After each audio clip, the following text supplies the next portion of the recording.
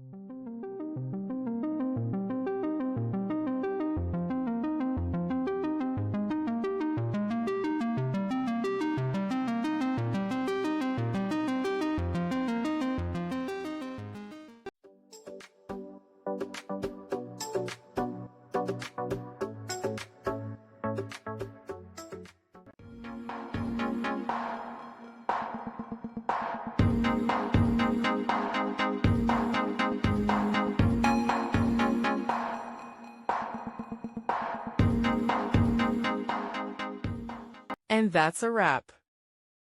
I hope you found the answer you were looking for. If you did, take a second to hit that subscribe button. It really helps out. And let me know in the comments which solution worked best for you. See you next time in the debug zone.